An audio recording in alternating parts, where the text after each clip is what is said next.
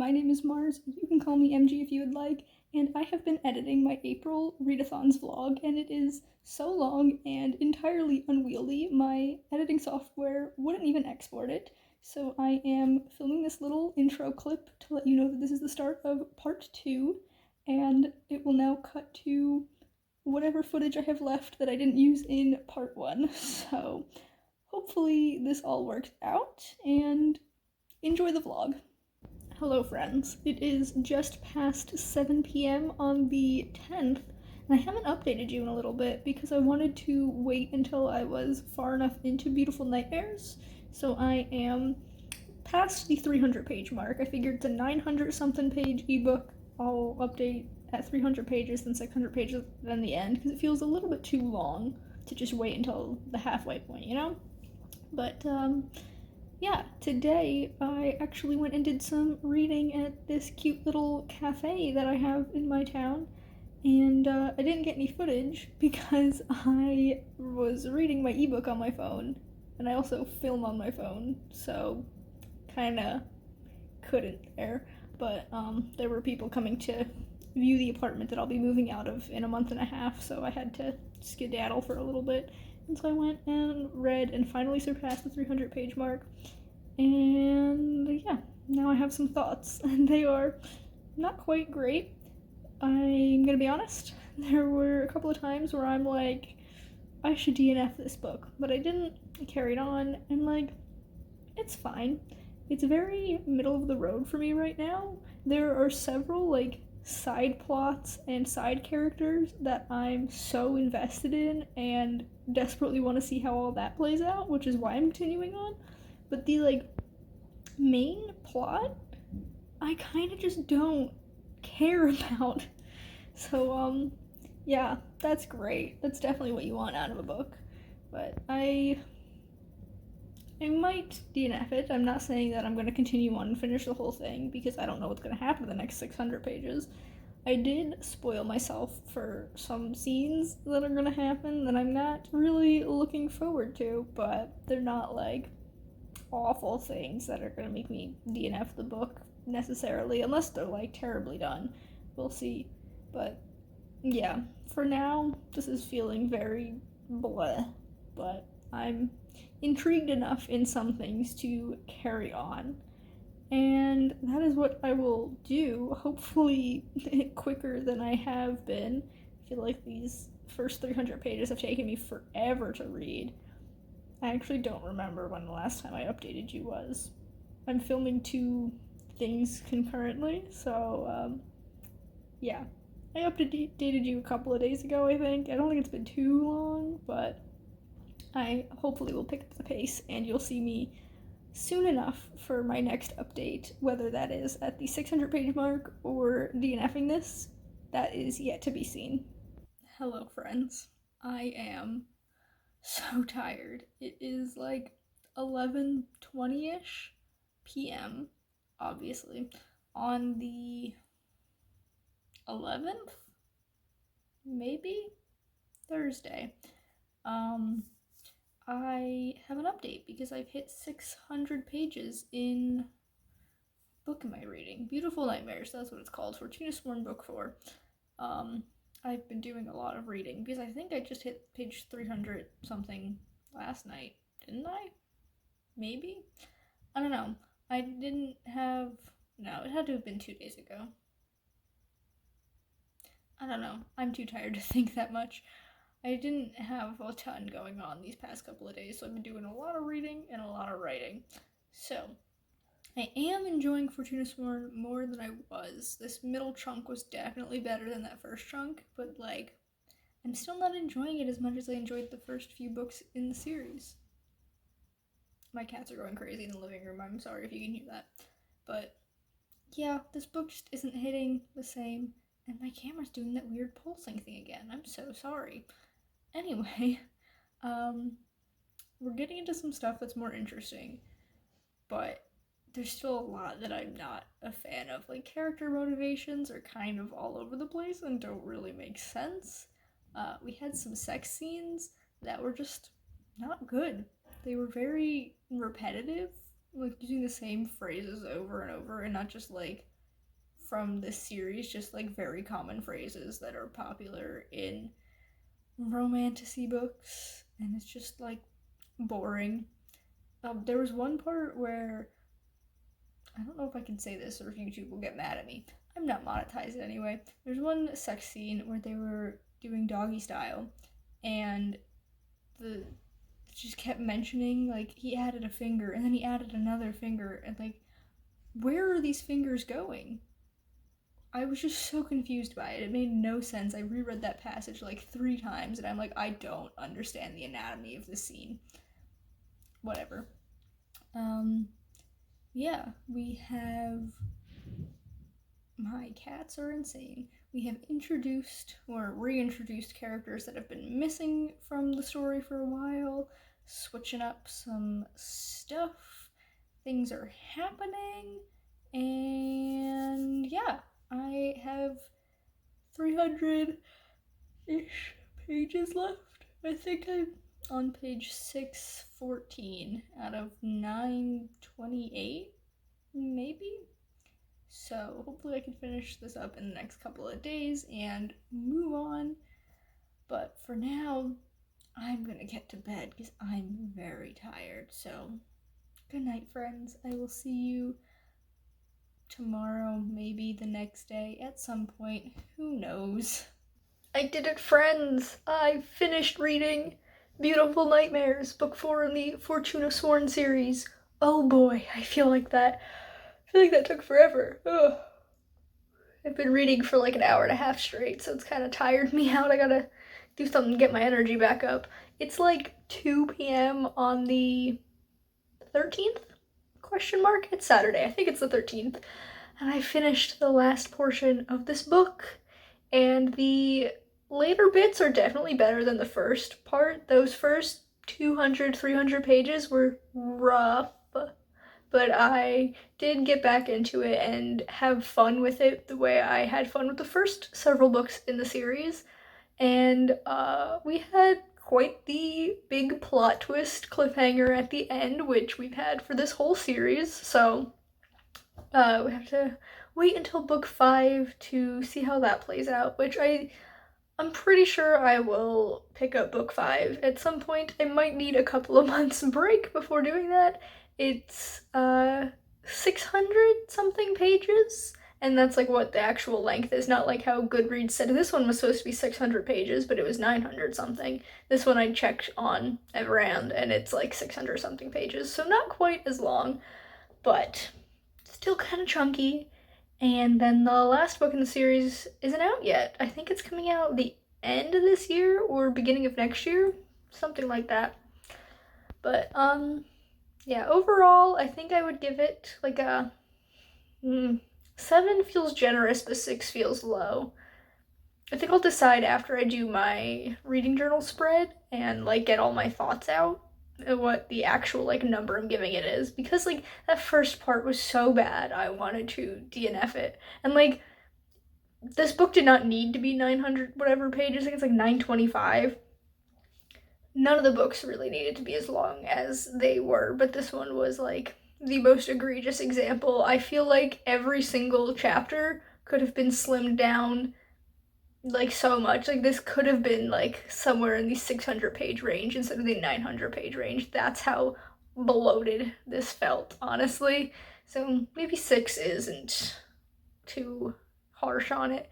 But anyway, consulting my reading journal, that was for just the Tomes and Treasures readathon, and that was for my spell prompt because I chose the spell Fairy Fire, and the prompt was a book with Fae in it. And there are many Fae characters in the Fortune of Sworn series. Next, I think I want to do some small books because that was a really long one. So I think I'm gonna read my smallest books that are left on my TBR, because I think I have 6 books left, right? 1, 2, 3, 4, 5, 6. Yeah, 6 books left. And the smallest ones I think I can knock out pretty easily. So the shortest one I have is The Yellow Wallpaper, which is actually a novella short story. I'm not really sure the distinction there, but it's only like 40 something pages, so I could get that done easily. I also have my what you call it, Animorphs book. I believe it's called The Encounter, book 3, whatever it's called. That's less than 100 pages in the ebook that I have. And then Titus Andronicus I know is going to be quite short because it's a play and those don't really take super long. And then the other ones are like normal sized books. So I will probably just update you as I finish each of those 3 short ones, and then we'll decide from there where I go because I really don't know. But the yellow wallpaper is for both readathons. It is my astronomy pick for the magical readathon, and then tomes and treasures, it is my alignment because my character is chaotic good, so I needed a book with orange and yellow on the cover.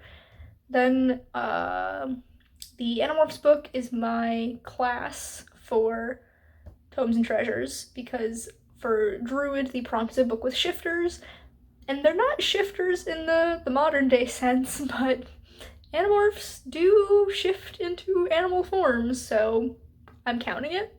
And then Titus Andronicus is also just for tomes and treasures, and that is my armor prompt for leather armor. I think the prompt was like light cover, so like light colors, and my copy is mostly white on the cover, so it fits.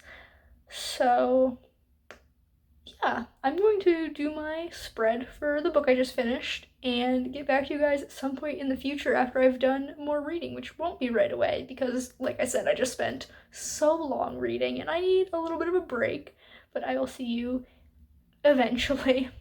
Good morning, friends. It is 8:22 a.m.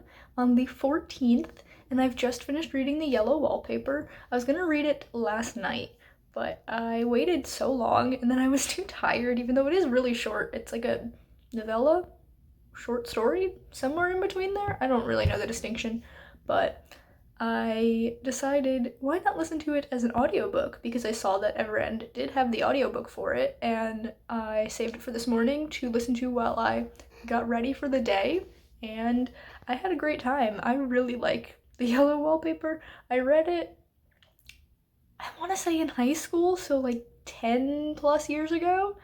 Wild. But yeah, it's really good. I can see why they teach it in schools. And I just had a lovely time listening to it as I went about my morning.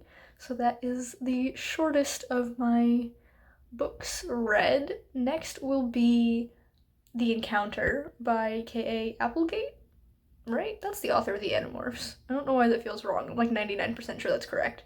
But that will be later on in the day because at the top of the hour is D&D time. We are having our second session of the Tomb of Annihilation campaign for the Blank Page Tavern. I cannot wait. I'm so excited to play Micah, my druid, who was the inspiration for my Tomes and Treasures character, so it kind of all ties back together. But yeah, I'm very excited to be playing for a couple of hours this morning, but then when we get to the afternoon, I should have more time to read, so I'll see you guys then. Hello friends, it is 7:45ish, and I'm sorry if you can hear my boyfriend putting away the dishes in the other room. It's loud to me, but I don't know if my phone thing is gonna pick it up. But I finished reading Animorphs book 3. It is in fact called The Encounter, and this was a really good one. I got really emotional at the end. Like, it really hit me harder than I thought it would. This one, so spoiler alert for the first book, but if you don't know, Animorphs follows 5 kids who become involved in this alien war thing, and they're trying to take down these bad aliens that are basically like parasites that live in your brain, and they are given this gift to morph into animals, and one of them stays morphed for too long and ends up stuck in the form of this bird, and this book is from his perspective, so each, like, obviously it's gonna repeat because there's like 50 something books, but for now, each book follows a different kid in like the first person, and seeing it from the first person of this character was so odd, but like really interesting. And like I feel like that's this entire series so far for me. It's been really weird, but also very interesting, and I'm excited to continue. So that's my thoughts on that. Not really a lot, but it is like a 80-page book. It's not long at all. So I am going to read Titus Andronicus next, but I think I'm going to save it for tomorrow. I've been feeling ill on and off all day today, so I think I'm just going to vibe for the rest of the evening, probably get an early night to bed, and I will see you after I have read the Shakespeare tragedy, which I've heard is very sad, but like it's a tragedy, so that's expected. But I will see you guys then.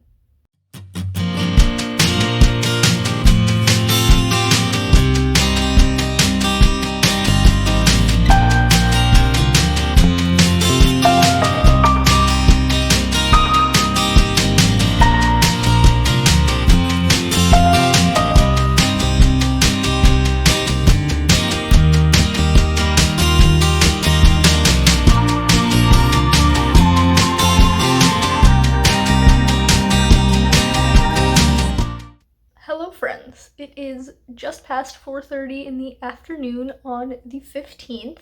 It is Monday and it sure has felt like it, but I did in fact complete my read of Titus Andronicus by William Shakespeare, and this, I'm not gonna lie, this was a really rough one, which I expected going into it. It is one of his tragedies, but like, this might be Shakespeare's like bloodiest play. I would venture to say that's probably true. It is about revenge and this cycle of violence that kind of just keeps going and no one really does anything to stop it. It was not my favorite. There are some, like, I can see why, like, it's good. I can see why people like this, but there are different things that I didn't like how they played out. But yeah, it sure was something. And I got it read, so that is another check for my TBR. Next, I think I'm going to go for, I don't know, actually. I'm running out of options. I only have 3 more books to read for this official TBR, which is kind of wild because I started out with so many, but I've kind of been flying through most of them. Some have taken a little bit longer to read, but I have, let's see, Slaves of Socorro, which is book 4 in the Ranger's Apprentice, no, the Brother Band Chronicles series, which is a spin-off of Ranger's Apprentice. I have The Seeker's Shadow, which is a book that I downloaded on my phone from Google Play Books because it was free. I actually think I downloaded like the first 4 in the series, but it's an Alice in Wonderland retelling, I'm pretty sure. And I have The Very Secret Society of Irregular Witches. You can't really see most of, this is my reading journal here that I'm referencing. That is for the Magical Readathon, but it is also a book club pick. It is the pick for the Bujo Buddies book club, and you know what? I think that's what I'm gonna go with. I don't know much about this book. I just know that there's witches and they have to keep their magic a secret, but there's also like a romance involved, and it's modern day, and I think it's adult. I've heard that it's a little bit spicy, but not like a spicy book. Like, it just kind of has a couple of scenes, maybe? I don't know. I think that's what I am feeling right now. I need something a little bit lighter after Titus Andronicus, and it's not that I think the other 2 books aren't going to be lighter books, but I feel like The Very Secret Society of Irregular Witches is going to be the coziest of the 3, and that's the vibe that I want right now, and we're gonna go with that. So that is nothing for the Tomes and Treasures readathon, but for the Magical Readathon, it is the Elemental Studies pick, so checking something off. and I will see you as I make progress on that book, I guess. Good morning, friends, right? Yeah, it's 11:38, so it's still technically morning on the 17th. This lighting is quite interesting. I have hit the halfway point of the very secret society of irregular witches, and it's fun. It's like kind of middle of the road for me. It doesn't have anything that I really hate in books, so I don't like feel negatively about it, but it also doesn't have stuff that I love. So it's like a fun time, but nothing I'm super invested in, you know? I would describe this book as Mary Poppins meets practical magic, but with like more of a focus on the adult romance. And it's like a good time, but nothing spectacular in my opinion. I feel like this could have very easily been YA, not in terms of like the characters, because the main characters are in their 30s and it makes sense for them to be in their 30s, and then there's also like characters who are younger kids that they're taking care of. But like the writing style feels very YA to me, except for the fact that there's an F bomb dropped every other chapter. So it's kind of weird. Like it just reads very young to me, which is a little bit like off because I know there's a sex scene in this book, which I haven't gotten to yet, but I know it's gonna happen, and it's very obvious the two characters who are gonna fall in love. We have our main character Mika, who is a witch, and we have this guy Jamie, who is very like grumpy and like it's a grumpy sunshine romance 100%, and he's very like neat and orderly, and Mika very much isn't, so it's got that dynamic going for it. And basically, I don't think I explained anything about this book. Basically, in this world, witches tend to be very solitary, and Mika is part of this group that meets up once every 3 months for an evening, and that's it. And this is because when witches come together, the magic becomes more like kind of unsteady, and they're trying to keep the secret of witchcraft a secret. And so she pretends to be a witch online. Like, obviously, she does real magic, but she makes it look fake. And that's how she makes most of her money, I guess.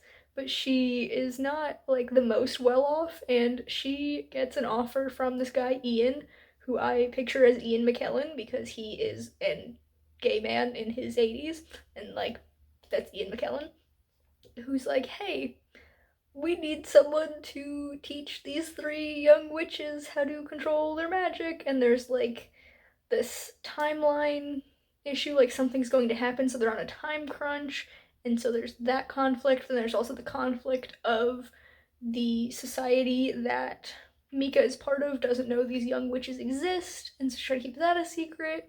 And it's just really sweet and wholesome. So like if that's your vibe, definitely check this out. It's very well written. I wish I loved this more than I did, but it just I don't know. I look for other things in books, but this is perfectly fine as it is, so far at least. And I am looking forward to reading the rest of the book just to see how it plays out. Like, it's kind of obvious how it plays out because of the coziness of it. Like, you know what's already been set up, how it's going to finish, but like I'm still gonna be happy to read it because it is just a really cute book. So I will get back to that, and I guess I'll just update you when I'm done with my final thoughts. So I will see you guys then. Hello, friends. It is 4:45 p.m., so the light is even weirder than it was this morning, but I have finished reading The Very Secret Society of Irregular Witches. Did I get that right? I think I did. And let me tell you, the second half, so much better than the first half, if I'm being honest. The first half, there wasn't really anything wrong with it, it was just fine. But the second half is where we really got into like the meat of the story, and I actually started caring about the characters more and like wanting good things for them. And it didn't play out exactly how I thought it would, because we did have a twist in there that I didn't expect, then we had another twist that I also didn't expect, but it was a fun time. I really liked the second half a lot, and I wish the first half had that, like, oomph to it, you know? So in the end, I think this is an 8 out of 10. It was really good. It's not like a favorite or anything, but it's one that I would recommend to people. So I think 8 out of 10 is a good, like, description of my feelings for it.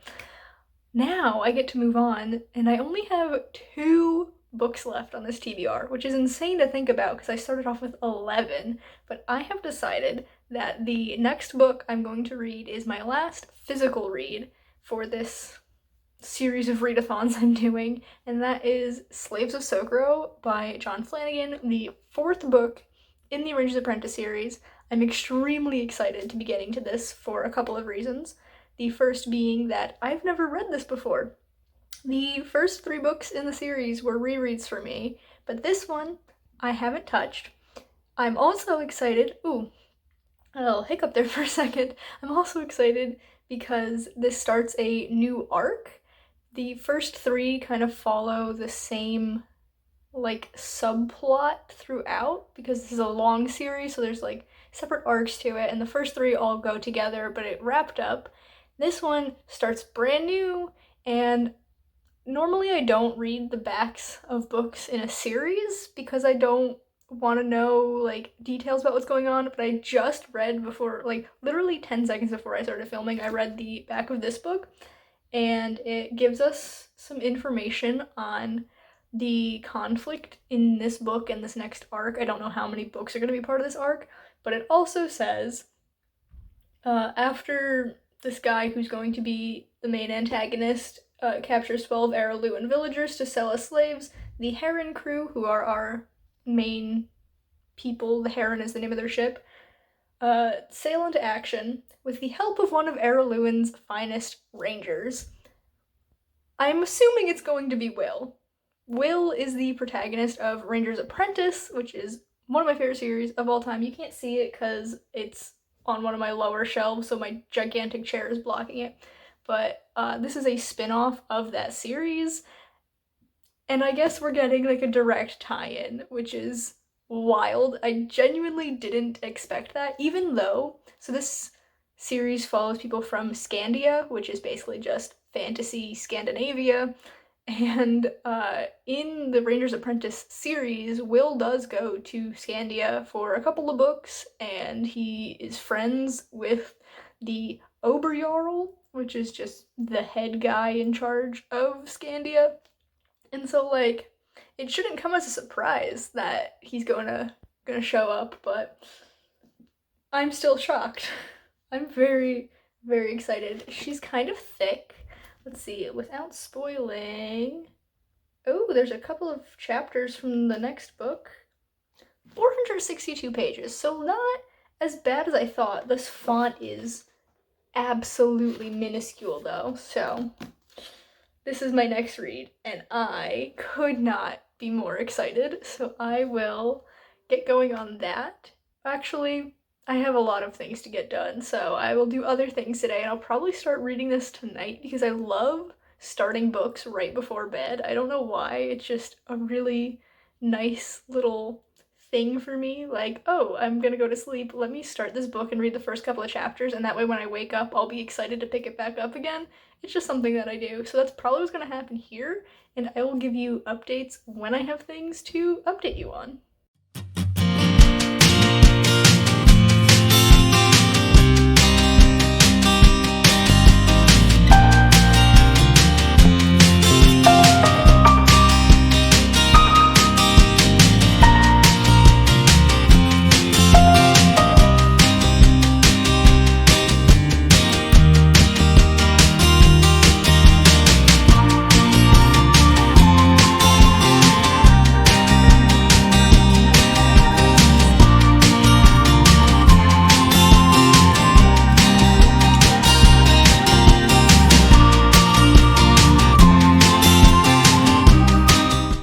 Hello, friends. It is like 9:30ish, maybe, on the 18th. Yes, because it's my grandmother's birthday and I called her today. It's the 18th. and I am 130-ish pages into Slaves of Sokro, and I figured I would update you because I have finished part 1. You can see part 2 starts there, and I thought I would let you know how it's going. It's going great. This series is so fun. I do have the same complaint that I have about every John Flanagan book, basically, and that is it's so male. There are so few female characters, and it really irks me, especially in this one. Let me find it. Yes, so chapter 7, there's like a party going on. Chapter 7, chapter 8. Chapter 8, there's this party going on, and there are only 2 named female characters in the series. We do get reference at the beginning of this book to one of the female characters in Ranger's Apprentice, and like that was a cute little moment. There are like so many more women in Ranger's Apprentice, but still like not nearly as many men, or as many as the men. Like it's a very male-centric fantasy. Here we have 2 named female characters. We have Lydia, who is a member of the Herons, this ship's crew. She joined the crew in the second book when all this stuff was going down in her hometown, and she didn't really have anything else tying her there, so she's like, hey, can I join? And they're like, sure. And then we also have Karina, who is the mother of Hal, the main character. So they're at this party, and Lydia comes up, and the sentence describing her is, she looked beautiful, Hal thought, wearing a slender green woolen dress that showed off her slim figure to best advantage. Okay, and then a couple pages later, we have Karina showing up with Thorn, who is kind of like the mentor character in this series, and they've been friends for a long time. Thorn was best friends with Mikkel, who is Hal's dad, and they like were both kind of sweet on Karina when they were younger, and Karina ended up marrying Mikkel and having a kid with him, but he's been dead since Hal was a baby, and Karina and Thorn were like friends for a while, but they like start getting romantically entwined in this book, which is so cute. I love them together. But the description when Karina shows up is, Karina looked simply beautiful in a blue dress that showed off her perfect figure to full advantage. So we have looking simply beautiful, perfect figure, full advantage. The sentence, if we go back, about Lydia was beautiful, her slim figure shown off to her best advantage. Why? John, explain. What's up with that? You can't even give these 2 women different descriptions? A little bit irked about that. But other than that, it's really fun. I do love these characters so much. There's another weird moment in the chapter I just read. So there are twins named Ulf and Wolf. I guess that's how it's pronounced, ULF and WULF, and they're identical, and they're known for like switching places and pretending to be each other, and no one really can tell them apart, and they bicker a lot. And so oftentimes the dialogue tags will be like Ulf, or maybe it was Wolf, and like funny things like that. Here it's doing that kind of thing. So like they're arguing over whose boot the dog chewed, because there's a dog in this book. That's really fun. And it says, it's your boot, said Ulf, or perhaps it was Wolf. Nobody was ever sure. And then like a couple more lines like that, and then they start arguing about who their mom liked better, and says, you think our mom likes you better than me, challenged whichever one was the other. And then in parentheses it says, don't blame me, I've lost track too.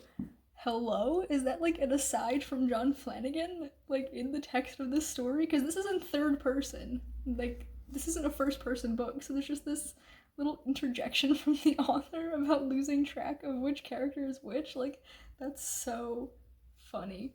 So, needless to say, I'm having a lovely time reading this, but I'm really not surprised because John Flanagan's stories are just so fun, and the characters are just so easy to love. So that's where I'm at now. I don't actually know how many parts are in this book. I think the first 3 books are only split into 2 parts, but this is like really early on for a split. So I wouldn't be surprised if there was a part 3 somewhere. So if there is, I will update you when I finish part 2 before moving on to part 3. If there isn't and part 2 is just huge, then I will find some place to update you, but that is where I'm at right now. Good morning, friends. It is 10 something on the 19th, and I have another update for you. It's not been very far. I think I've read less than 100 pages since my last update, but I finished part 2. Next is part 3, and I think part 3 is the entire second half of the book, but anyway, I don't have a ton to update you on because it hasn't been very long. Ooh, give me a second. I think I'm watching Devasha's stream, and the timer is going to go off in a minute, so let me just mute that so I can ramble. Yeah, so we met the mysterious ranger who gets to join them on their journey, because on the back it says the help of one of Aralluen's finest rangers, and it's not who I was expecting. It's Gillen, who, if you didn't know, if you haven't read Ranger's Apprentice or heard me talk about it before, so Ranger's Apprentice follows Will, who becomes an apprentice to the local ranger Halt, and Gillen is the person who was Halt's apprentice before Will, so he's several years older. He is also distinguished by his sword because his dad was a battle master, so before he became an apprentice to the Ranger Corps, he trained on the sword. But he doesn't have his sword in this book, which is very disappointing. Like, give my boy his sword. But I was so excited to see him because I genuinely love Gillen. He's such a great character. And I think my boyfriend's about to interrupt me. Give me a second, I'll be back. Okay, he just wanted to see the cat that's napping behind me. I'll get a cute shot of her after I'm done talking, but as I was saying, I'm very glad that Gillen is here. So basically, I don't know what I've explained to you, but I think I mentioned that. No, maybe I didn't. I was talking with my boyfriend last night before bed about this, what's going on, because he's also read the series and the Ranger's Apprentice series and everything, so we were having a little chat. So I think I was just talking to him about it, but Hal and his crew are going to be stationed in Araluen, which is the main country in Ranger's Apprentice. That's where the Rangers go because there's a treaty between Araluen and Scandia, which is where these people are from, and basically they just act as a patrol of the Araluen coast. And when they get there, they have like a day where nothing happens, and then Gillen shows up and he's like, "Hey, I'm a ranger. My name's Gillen. I'm here to take you to the king." Things happen. They don't end up going to see the king. Instead, they are chasing after Tersgood, who is a character from the first book, and he like becomes a full-fledged villain in this one, which is pretty cool. And it's called Slaves of Sokro because Tersgood becomes a slave trader. He raids the Araluen coast and kidnaps some people that he plans to sell in this slave market that exists. And Hal is very much not a fan of that because, well, slavery is bad, but also his mother was a slave when Scandia still had slaves. They do away with that law when the Oberjarl takes over in one of the books in Ranger's Apprentice. I'm telling you way too much, you don't need to know all these details, but like Hal has a very personal interest in making sure these people get back home alive and well. And so they are chasing after him, and then I guess they get to Sokro, and then the rest of the book happens? I'm not sure. But, like I said, quick update because it's literally been less than 100 pages since my last one, but I'm having a great time. Oh, one more thing I do have to say is I tried to figure out like a timeline of sorts and like how old everyone was, because Gillen in his internal monologue is talking about how young everyone is and how he's like not yet 30 is how he phrases it in his head, but he would be not yet 30 at the beginning of the Ranger's Apprentice series if the timeline from like the prequels lines up. So he should be older. He should be like his early 30s. And I tried Googling it, and everyone online is like, yeah, timelines don't match up the way they're supposed to. People are just the ages they need to be in each book. And I'm like, Got it. Cool. Love that. Because this takes place, I believe it's supposed to be after book 9 in Rangers Apprentice series, before book 10. Book 10 is the last book, and there's like a couple of years time jump. But, yeah. It doesn't make sense. None of the ages make sense when you try to think about it too much, so I'm not going to do that anymore. But I'm going to get back to reading, and I guess I'll see you when the book ends. I feel like that would be fine. I don't think you need any more big updates like this. And as promised, here's a little clip of sleepy little baby gremlin. And I'm going to stop talking now so I stop disturbing her, so I will see you guys later. Hello, friends. It is very late.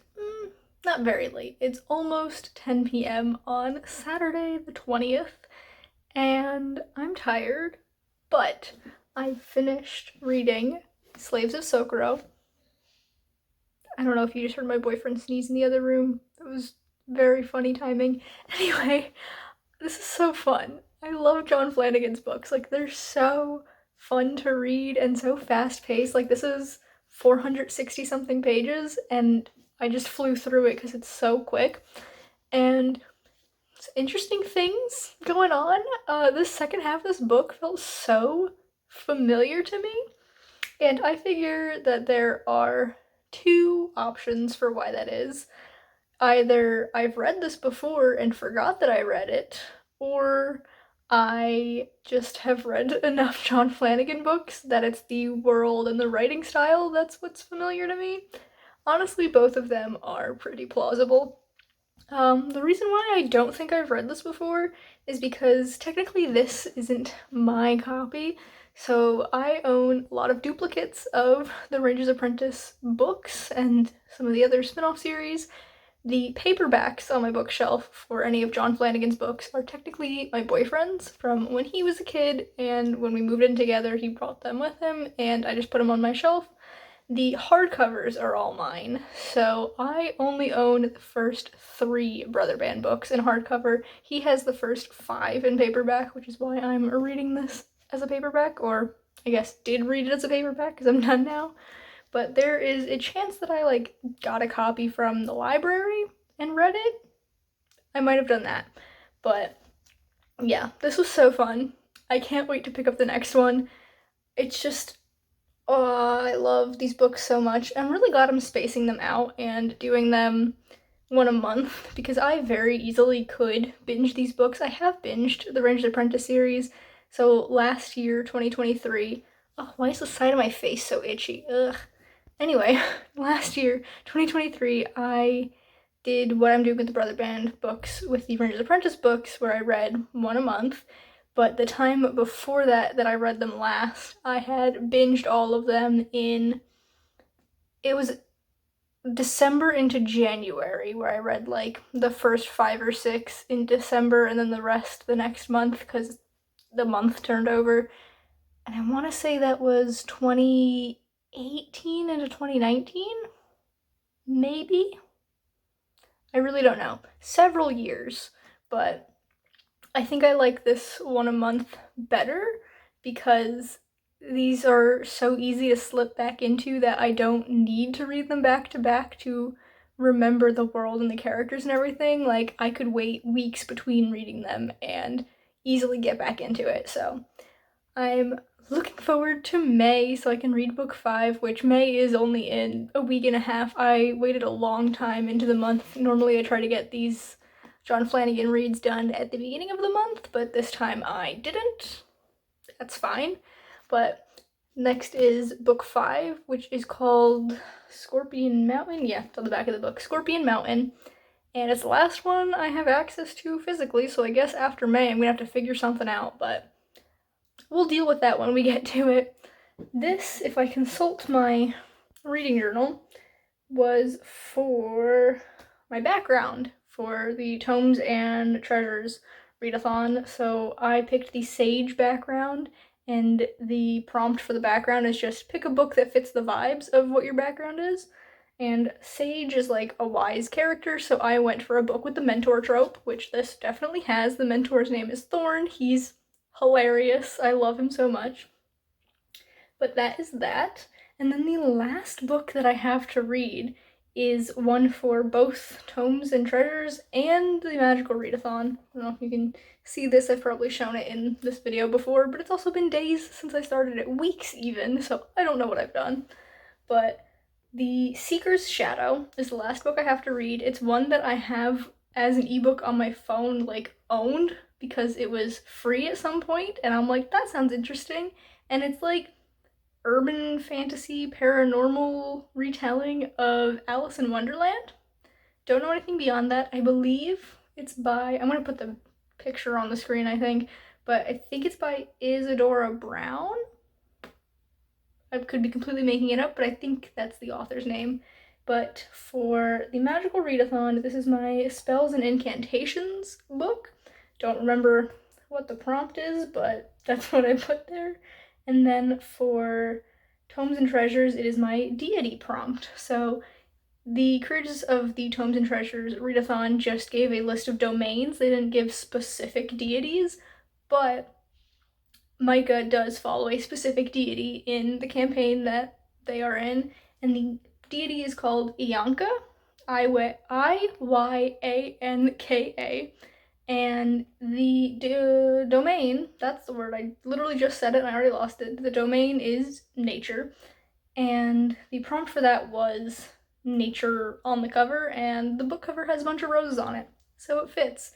So that'll be my last read for this vlog because it's the last read for these readathons, and I'm hesitantly excited. I have no idea what to expect because I've never read from this author before and I've never heard anyone talk about this book, but it's quite short. I think it's 200 and something pages, so it shouldn't take me super long to get through, but I will probably get started on that tomorrow if I'm being entirely honest. I'm gonna make my reading journal spread for this book and then probably go to bed because I am usually in bed by 10 o'clock and it'll be past that by the time I finish speaking here and doing my spread and everything, so I'll be more tired.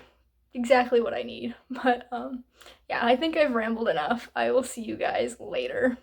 Hello friends. It is just past noon on the 21st and I am giving you an update already on the Seeker Shadow, even though I'm nowhere near halfway. I just read the first chapter out of I think like 24-ish, somewhere in the 20s.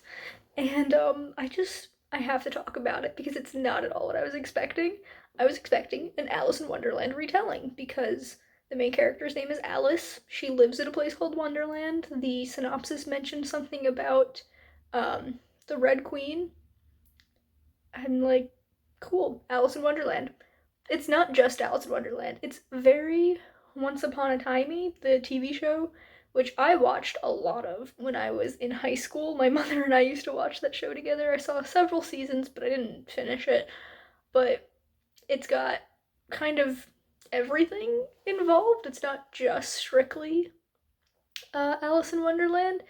But basically, main character Alice is, I'm assuming, somewhere in her 20s, and a year prior to the start of this book, her friend Anna was murdered, and someone was put away for the crime. They call him the Beast, which is where we're getting more of these fairy tale references put in here. And this arrest is what led to her father, Alice's father, becoming the chief of police. Like, this case really boosted his career. And Alice is not like a detective or anything, but she works for the police department as kind of like I guess like an administrative assistant, maybe. She like answers phone calls, files paperwork, all that. And one day she's at work and one of her coworkers is like, "Yo, Alice, this guy is here to see you." And she's like, "What guy?" And he's like, just go meet this guy." So she goes to the front room to meet with this person, and he's not there. There's no one there, which is weird. And so she goes to the break room, and there, even though he should not be, is Rumpelstiltskin, who is, in this book, a very hot guy, pale skin, sharp jawline, slicked back black hair.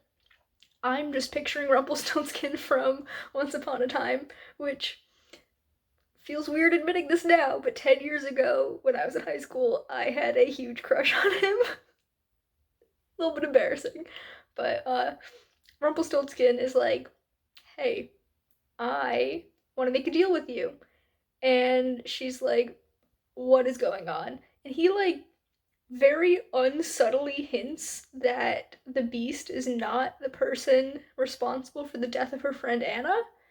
And she's like, having none of it. And then he's like, listen, I need something found for me. And I know that you have this talent of sorts for finding things that other people can't. And Alice is like, why don't you just hire people who have finding magic? Because she is non magical. There is like this throwaway sentence in her inner monologue about how society treats non magical people, which leads you to think there's more. But the synopsis mentions that she's the only person in Wonderland without magic, so whatever. Uh, he's like, I don't want to hire any of these people. I want you to help me find this, and I will pay you a bajillion dollars to do it. And she's like, I'll think about it, because she's trying to save up enough money to leave Wonderland and find her birth parents, because apparently her father, the chief of police, is her adoptive father. And Rumpelstiltskin's like, cool, I'll give you 3 days to decide, at which point I will come back and get your answer. And that's where we leave off with chapter 1. So, quite a lot that I didn't expect. I did read the synopsis, I just didn't retain a ton of it. I knew there was like this murder mystery, and I knew it was Alice in Wonderland vibes. Didn't expect a police procedural of sorts, which I don't know how much of it is going to be like police procedurally, but considering she works for the police department, I'm expecting that to kind of affect things quite a bit. Didn't expect Rumpelstiltskin. I really don't know what I'm getting into. I'm not vibing with the writing style very well. It's very wordy in a way that I don't like, which I'm a very wordy writer. I love my long sentences, my flowery prose, but this is just like, I don't know, it just feels kind of unedited a little bit. Like it feels like it could have gone through another round of edits to clean it up a bit. But it's not like terrible, it's just not really my thing when it comes to how I like books. But yeah, completely shocked by this first chapter. Not at all what I expected. But I will get going and read more and update you when I actually hit the midpoint, because I feel like that's a good place for updates. So I will see you then. Okay, y'all know that I don't like ending vlogs on a DNF, but I'm ending this vlog on a DNF. It is almost 9 a.m. on the 22nd. It's Monday, and boy does it feel like it. I am unfortunately going to be DNFing the what is it called? Seeker's Shadow? Yeah, I don't know why that felt wrong to me. I have to consult my reading journal that I have here. It's just not working out for me. It literally feels like the show Once Upon a Time, but worse. We've met a bunch of characters that, like, it's very clear who they are, like Ella, who has two stepsisters, and I'm pretty sure that I was saying Anna, but I think it's supposed to be Anna, because that's the friend that was murdered a year before the start of the book. We're told about her older sister, who's not named Elsa, but she like shut herself away after the tragic death of their parents, and she's called an ice queen, but like because of her personality, not because of her magic. Because apparently 25 years ago, when the Red Queen took power, she made it so that everyone has to like hide away their magic and they can't actually use it. So if that's the case, then why is the main character not having magic such a big deal? Also, she like talks as if people still use their magic, but then a sentence later she's like, but people don't use magic anymore. It's like, okay. Also, she said the word magic folk, and her dad is like, you know that's an offensive term. And I'm like, why? Why is that an offensive term? It's literally just saying people who have magic. I don't know, it felt weird. Our main character is an asshole and proud of it. Like, it's not even like she doesn't notice or anything. There's one point where she's thinking about her coworker. It's like, sometimes I wish I had her positive, sociable personality. But then I remember that the world sucks and I like being an asshole. I'm like, okay, whatever. Um, she's also kind of a terrible friend because, so she's like a pariah in this town, and yet 3 people in 2 days come to her for help. Sure. I told you about the first one being Rumpelstiltskin, whatever.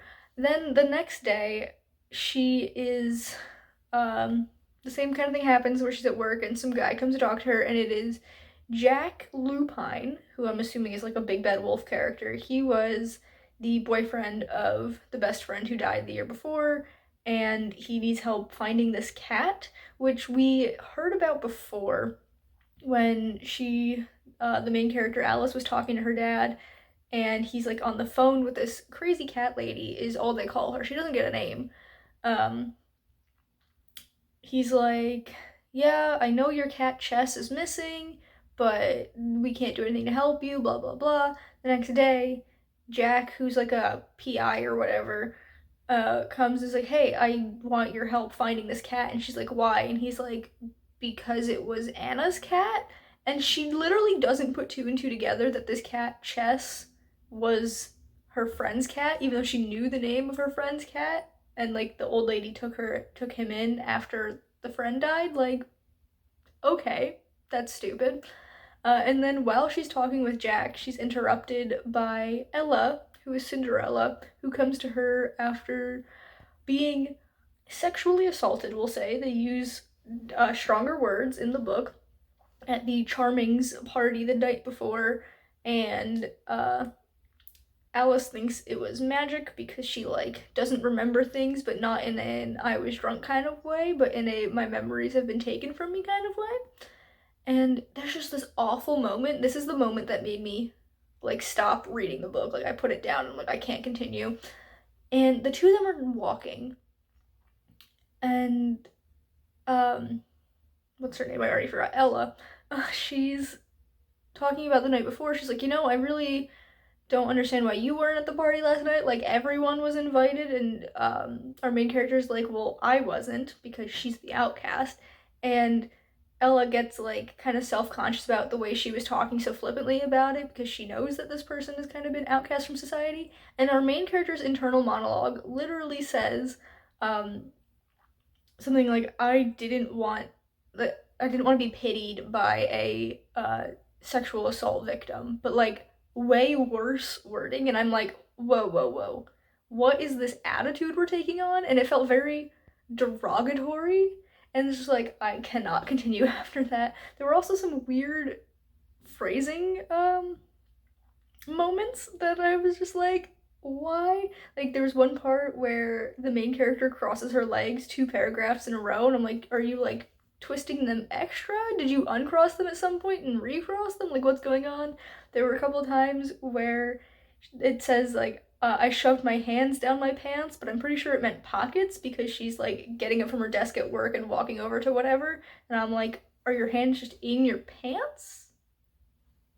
Like what's going on? Like all around this was not a great time. I only got like 18% of the way into the book and I'm just giving up. So yeah, that's the end of these readathons. Sorry to end on a bummer note, but I can't read any more of that book. But I would like to extend once more a thanks to the lovely creators of all of these readathons. I did have a fun time with most of the books that I picked, and the process of picking books to fit these prompts is always a great time. But that is the end of this video. If you've enjoyed it, please be sure to give it a big thumbs up. You can subscribe to my channel for more content, and that way I'll see you guys in the next one. Bye everyone!